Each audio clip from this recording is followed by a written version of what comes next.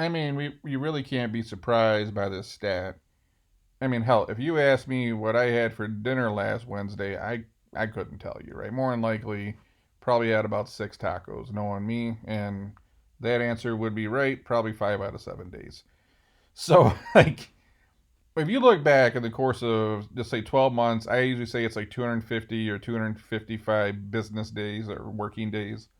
If you're working, Monday through Friday, add in, some vacation time and all that, maybe it's, call it 240, 245. I don't know.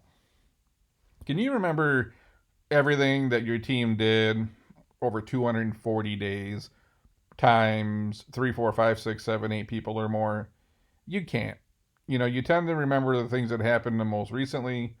You do remember the big wins. You always remember the big losses. For some reason, anything in life, you'll never forget the big losses. They will always outshine the big wins for some reason. But it's one of those things. You could have 5 huge wins and one big loss, but you're gonna remember that big loss.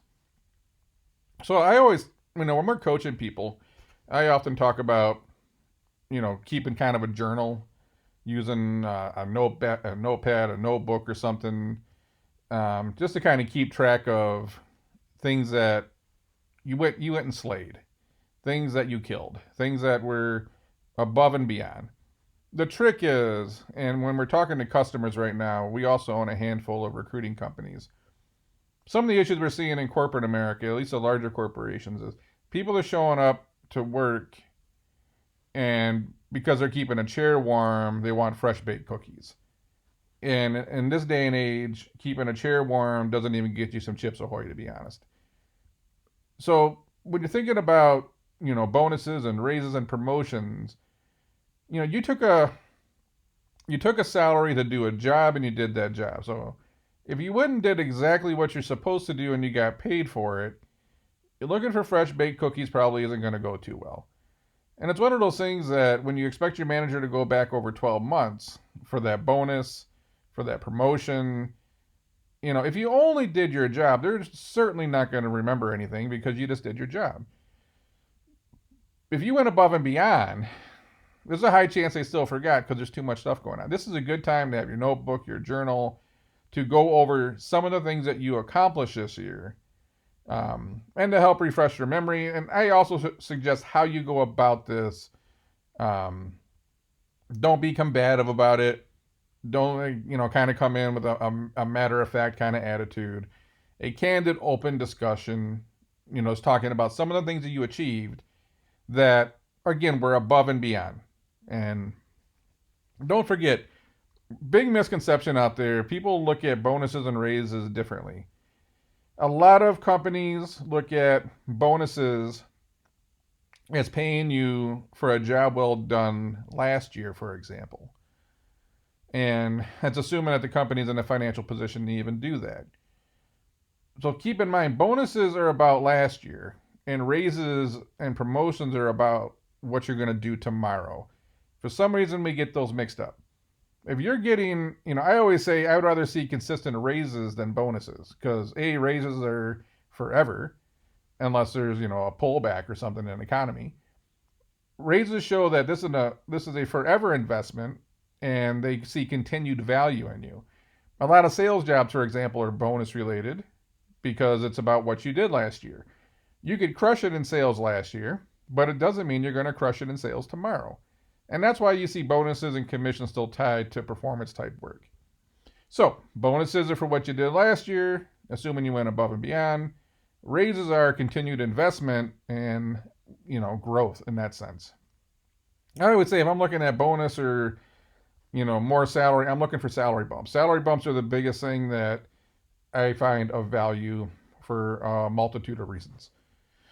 So just one of those things that, if it's December, you're going into your year-end review and your manager's not going to remember what you did, in February, for example. To managers who are really busy, February is going to feel like 3 years ago. So again, I suggest to make sure you keep a journal throughout the year. Be honest with yourself. Don't lie to yourself with the things that you've done. Don't over-exaggerate. you should have a baseline of what is expected of you, and then track the things and when you went above and beyond. Those are worth having conversations about. So you can't really look at this stat and go, I'm surprised.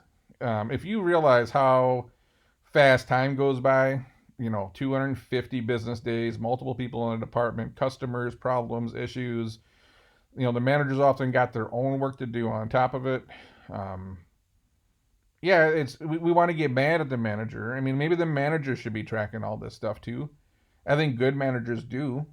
But something I don't like, if I invest in companies, one thing I do like to see with the companies that I'm invested in is I don't like the annual review. If someone's doing good, you give them a pay bump.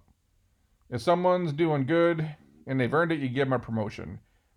Waiting a year to give someone a promotion or a raise is kind of silly to me.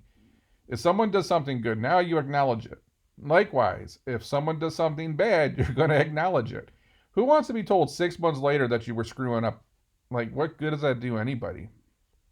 And then, I think things are getting better in that sense. But that old school management way was kind of like, well, if you screwed up, I'm going to tell you now, but if you did good, I'm not going to tell you till the end of the year. That makes no sense, but I would say corporate America as a whole has gotten better. So hopefully you're working in an environment where if you're doing good, you get that raise, you get that promotion now, not 6 months from now. And you got to hope the good managers are already keeping track of this stuff and they remember your big wins. They got their own little notepads. Some people have, HRIS systems where they can track this kind of stuff. Companies that are really focused on, human capital management. If you're working at a company that doesn't have, people hate metrics and KPIs, but, the people that do well like metrics and KPIs because they can go back and say, hey, I did X. I consistently do X. And that's just one of those things, though. If you don't have that, you're going to have to track it yourself. It never hurts to track it for yourself. Even if your manager's tracking it, why not have it for yourself? If it comes to the end of the year and you have this Fortune 100 company and you only get your 3% inflation raise, you can go back at your little book and say, well, did I deserve more? And you might look at it and say, I deserve a hell of a lot more. Or you might look at it and say, I kind of phoned it in for half the year. I didn't deserve this. This also means you're going to have the ability to have an honest conversation with yourself. What I've noticed when coaching people, mentoring people, especially in the business startup world, we are not very honest with ourselves. We will lie to ourselves all the time. We will compare ourselves to the wrong people for the wrong reasons. It's one of those things you got to step back and you have to have the ability to be honest with yourself. Otherwise, this just doesn't work. So, anyways, just a interesting tidbit that I think we all knew. Your manager's not going to remember probably most of what you did because times are crazy. Keep in mind, at Employment Boost, we do, known around the globe for resume writing, outplacement services, B2B, B2C, interview prep, which at this point, I see way more people screw up the interview than the resume, it seems. Don't get your dream interview at your dream company and then blow it because you couldn't answer some simple questions.